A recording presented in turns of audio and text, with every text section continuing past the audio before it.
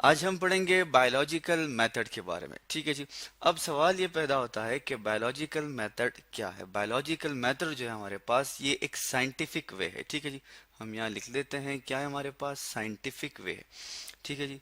ये हमने लिख लिया, दैट इज साइंटिफिक है हमारे पास, साइंटिफिक मेथड है। ठीक है। इसका क्या मतलब हुआ, इसका मतलब ये हुआ कि हम साइंटिफिकली जो है उसको क्या करते हैं, फाइंड आउट करते हैं कि ये बेसिकली है क्या। ठीक है जी। तो ये साइंटिफिक मेथड है हमारे पास किस चीज़ के लिए, कि हम कोई बायोलॉजिकल प्रॉब्लम को सॉल्व कर सके। ठीक है जी। जैसे कि लेट्स सपोज मैं कहता हूँ कि कोई बीमारी है। ठीक है जी। अब उस बीमारी का क्या इलाज हो सकता है। ठीक है। तो उस बीमारी के इलाज के लिए हम मुख्तलिफ एक्सपेरिमेंट लगाते हैं, मुख्तलिफ तजर्बे करते हैं। तो ये क्या है, ये तजर्बे करना क्या है, ये हमारे पास साइंटिफिक मेथड है।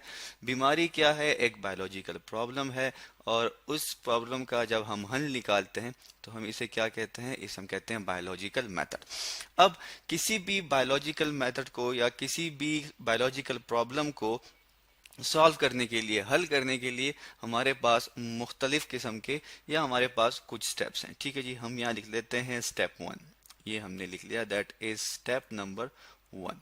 ये हमारे पास स्टेप वन हो गया। अब हम देखते हैं कि स्टेप वन में हम क्या करते हैं। स्टेप वन में हम ये करते हैं कि हम रिकॉग्निशन करते हैं किस चीज़ की, उस बायोलॉजिकल प्रॉब्लम की। ठीक है जी। मैं यहाँ पे लिख देता हूँ, दैट इज रिकॉग्निशन। ठीक है जी। अब रिकॉग्निशन का क्या मतलब है, रिकॉग्निशन का मतलब ये है कि हम क्या करते हैं, जांच पड़ताल करते हैं किस चीज़ की, उस बीमारी की। जैसे कि आपने देखा होगा, जब आप बीमार हो जाते हैं तो आप डॉक्टर के पास जाते हैं। ठीक है जी। अब जब आप डॉक्टर के पास जाते हैं तो डॉक्टर आपसे मुख्तलिफ किस्म के सवाल पूछता है कि भाई आपको क्या हुआ है। फिर आप कहते हैं कि हमें टेम्परेचर है या इस तरह की। फिर वो आपसे पूछता है आपको खांसी है या नहीं है। फिर जाके वो क्या, ये सवाल वो क्यों पूछता है, ये सवाल वो इसलिए पूछता है ताकि वो उस बीमारी को जान सके कि वो बायोलॉजिकल प्रॉब्लम क्या है। तो रिकॉग्निशन में हम क्या करते हैं, रिकॉग्निशन में हम करते हैं क्वेश्चंस। ठीक है जी। हम यहाँ लिख लेते हैं कि इसमें हम क्वेश्चन करते हैं। ठीक है, दैट इज क्वेश्चन। अब ये क्वेश्चन किस चीज के रिलेटेड होते हैं, ये क्वेश्चन रिलेटेड होते हैं टू द लिविंग ऑर्गेनिज्म। ठीक है जी। किसी भी जानदार अशिया से या किसी भी सांस लेने वाले जो हमारे पास ऑर्गेनिज्म हैं, ठीक है जी, उनके मुतल्लिक हम सवाल पूछते हैं।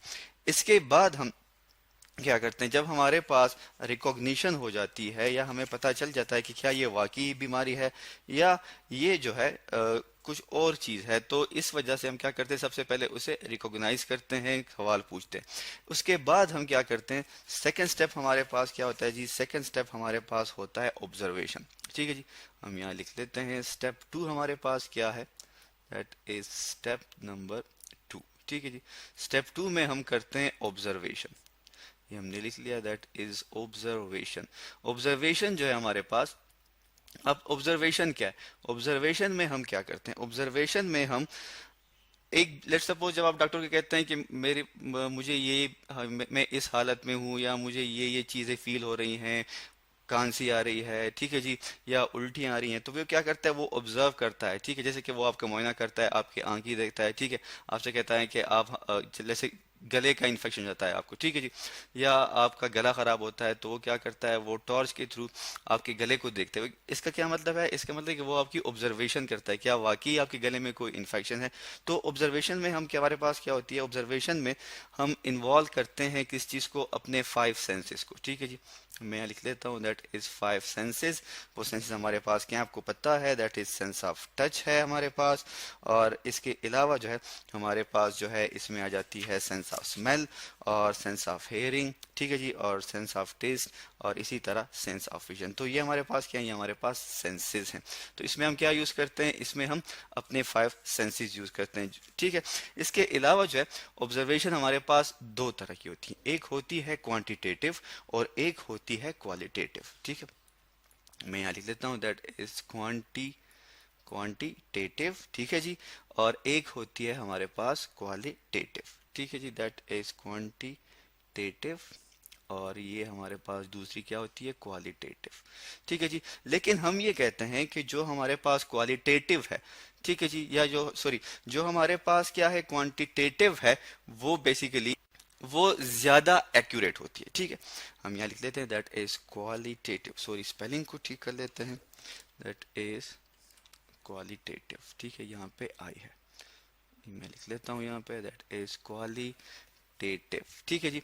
अब क्वांटिटेटिव जो है ये ज्यादा एक्यूरेट होती हैं, हमें सही बताती हैं। जैसे कि आप कहते हैं ये हमारे क्वांटिटेटिव क्या है, ये हमारे पास मिकदार के बारे में बताती है, ठीक है जी। और ये मयार के बारे में बताती है। जैसे हम कहते हैं ना कि लेट सपोज हम कहते हैं कोई बंदा पास हो गया है, फेल हो गया है, ठीक है।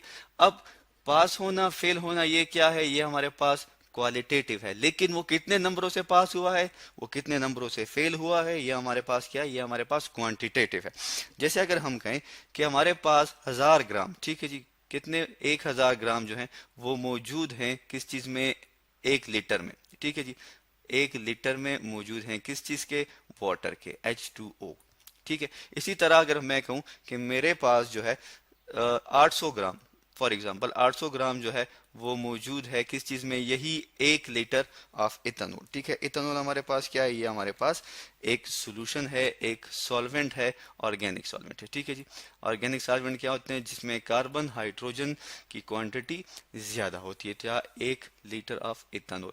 तो अब इससे मुझे पता चलता है कि वाटर जो है उसमें ग्राम्स जो है वो ज्यादा है, ये मेरे पास क्या है, क्वांटिटेटिव।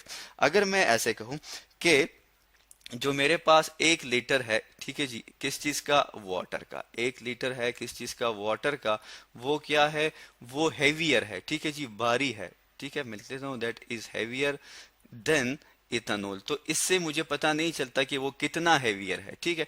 सो हमारे पास जो है यही फर्क है किस चीज में, क्वालिटेटिव और क्वांटिटेटिव ऑब्जर्वेशन में।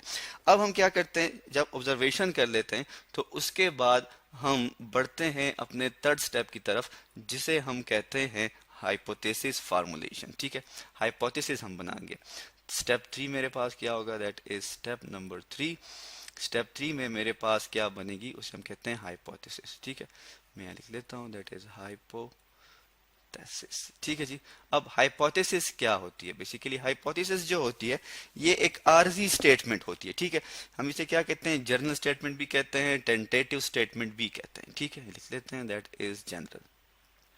जैसे आप डॉक्टर के पास जाते हैं ना और आप उन्हें बताते हैं कि भाई मैं इस हालत में हूँ, या मुझे ये सिम्टम्स हैं, तो वो आपसे कहता है कि मुझे लगता है कि आपको मलेरिया है, ठीक है जी। लेकिन उसके बाद आपसे कहता है कि नहीं, आप टेस्ट भी करवाएं ताकि हमें सही से कंफर्म हो जाए कि क्या वाकई आपको मलेरिया है। तो ये एक जनरल स्टेटमेंट होती है हमारे पास, ठीक है।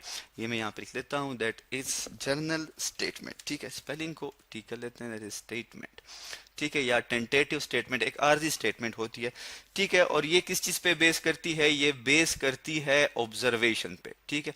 बेस्ड अपॉन ऑब्जर्वेशन, ऑब्जर्वेशन से हमें पता चलता है कि क्या वाकई ये चीज है। इसी तरह जो है फिर ये भी कहा जाता है कि इसको सिंपल रखा जाता है, ठीक है। अब हाइपोथेसिस ऐसी होनी चाहिए कि हम उसके ऊपर एक्सपेरिमेंट लगा सके, ठीक है, हमें पता चल सके। अगर हमें डॉक्टर कहता है कि लेट्स सपोज आपको मलेरिया है, आप टेस्ट करवाएं, तो उसका ये कहना कि आपको मलेरिया है ये उसकी हाइपोथेसिस है, ठीक है जी। तो आप जब टेस्ट करते हैं तो वो क्या होता है, वो आपके पास एक्सपेरिमेंट होता है। लेकिन हाइपोथेसिस से पहले हम क्या करते हैं, हमारे पास एक दूसरा स्टेप है बायोलॉजिकल प्रॉब्लम में, जिसे हम कहते हैं स्टेप नंबर 4, और वो क्या है, दैट इज डिडक्शन, ठीक है। मैं लिख लेता हूं कि ये क्या है, ये मेरे पास डिडक्शन है, ठीक है जी। ये मैंने लिख लिया। अब डिडक्शन क्या है, डिडक्शन जो है ये मेरे पास जो है, या हम डिडक्शन को क्या कहते हैं कि ये हम लॉजिकल क्या करते हैं, कॉन्सिक्वेंसेस होते हैं हाइपोथेसिस के, ठीक है जी। लिख देता हूँ यहाँ पे लॉजिकल, लॉजिकल कॉन्सिक्वेंसेस, ठीक है।